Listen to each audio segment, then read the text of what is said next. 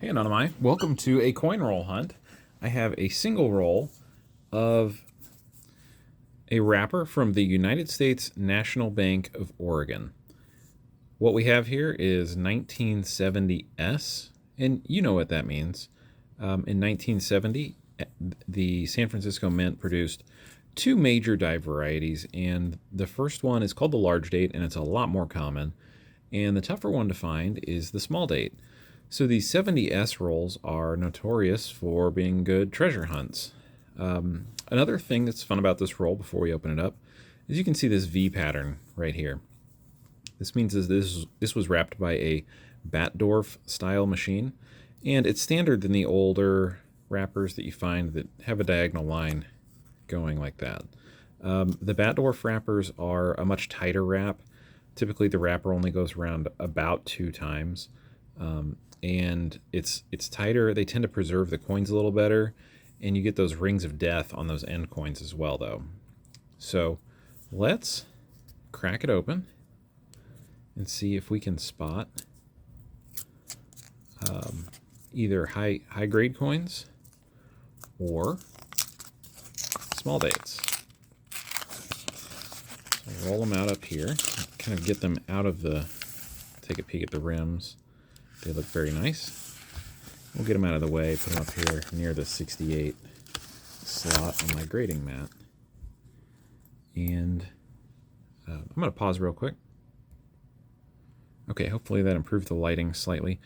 You can see the end coin right here. It's a little rough.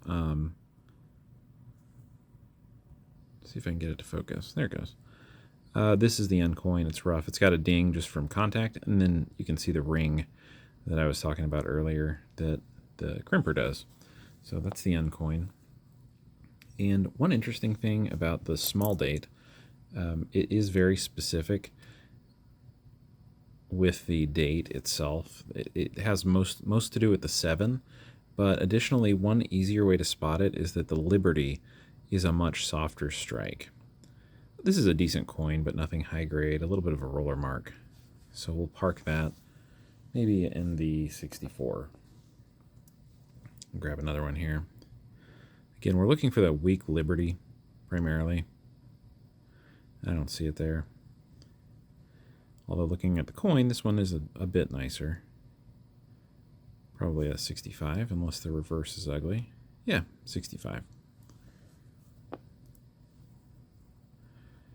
Taking a look right here. Another very nice coin.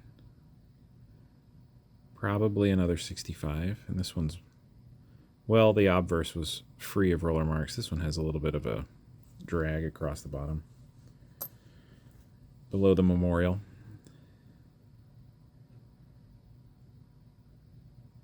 It's a nice obverse. Roller mark there to the right field, though.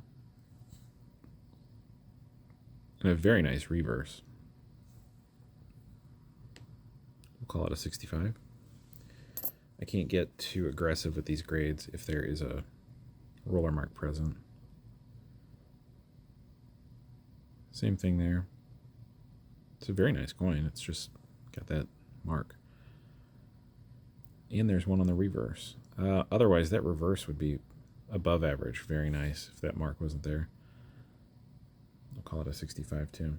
I'll give it a pause and I'll look through this a little more closely. And then if I don't find one, I will give you a demo on what they ought to look like. All right, here we are. I don't think I hit any small dates in this roll, which is to be expected. They are rare enough to where you shouldn't find one in every roll, or on average one per roll.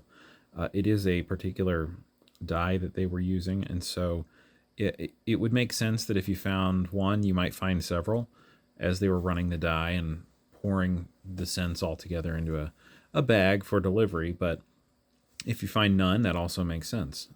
Anyway, I wanted to share the roll a little bit without getting too in-depth. It was a fun roll. I had my 2 enders that I put up here in the corner.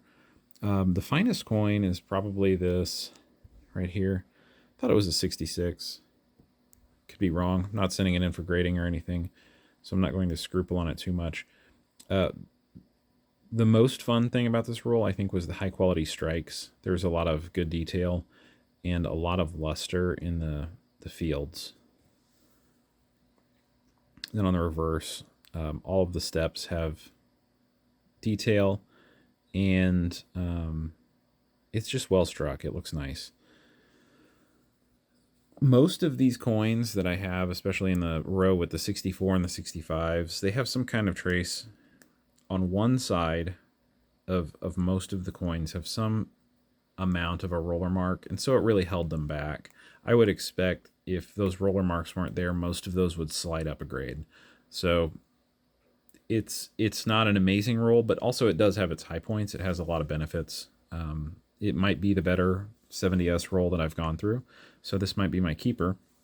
But I did want to show you, I haven't taken it out of my Dansco album, so I'm going to try my best at sliding this 70S small date into the picture so you know what you're looking for.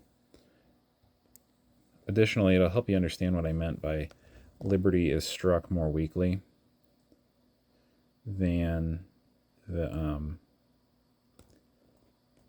70S small, than the counterparts of large date. Another telltale way to identify these is that the 7, the top of the 7 in 1970 is in line with the tops of the 9 and the 0.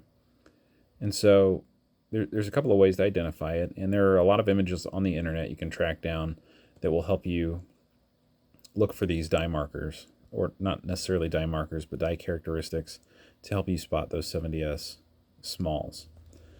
But 70S is kind of a neat date anyway, and I hope you guys enjoyed this. I hope this was helpful. If you do find some original bank wrapped, they're kind of special because most of them have been searched for these small dates.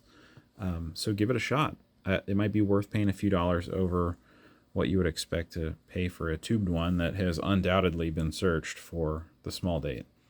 So good luck. Thanks for watching this video, and I hope you guys enjoyed it. If you don't mind giving me a thumbs up, hit that subscribe button. That really helps our channel.